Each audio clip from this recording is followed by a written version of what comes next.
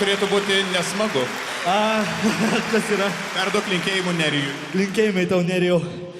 Nuostabus pasirodymas, aš gyvenime nepagalvojau, kad jis špagatą gali padaryti.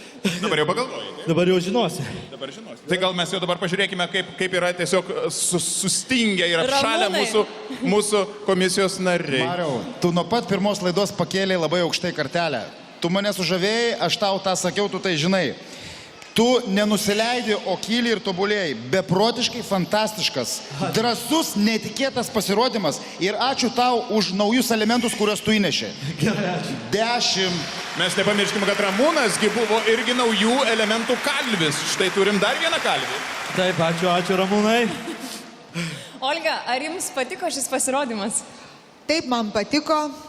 Aš tik tai galiu pasakyti, kad pasirinkti iš tiesų sudėtingi elementai, kurie reikalauja ilgo ir kruopštaus darbo ir kartu pasiruošimo. Fizinis pasiruošimas yra, bet dar šiek tiek trūksta to juodo rutininio darbo, susitarimo, susikalbėjimo su gyvūnais.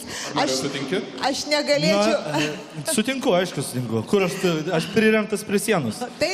Taip, priremtas prie sienos. Todėl 10 negaliu parašyti. 9. Ačiū. 9. Dėkojame Olgai. Vyteni, kaip jums šis braziliškas kapuero šokis? Aš noriu pasakyti, kad pradžia buvo labai efektinga. Mariaus partneriai, tie vaikinai puikus.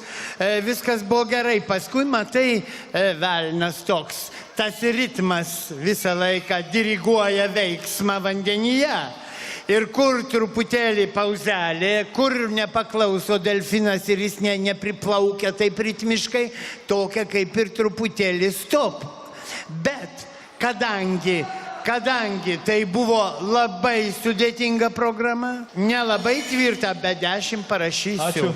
Todėl, kad tai buvo iš tikrųjų labai sudėtingas sumanymas. Ačiū tau, Mariau. Ačiū jums. Dėkojame komisija, tikiu, publika gali dar garsiau padėkoti už tokį netikėtą ir įspūdingą pasirodymą Mariui. Ačiū visiems. Iki.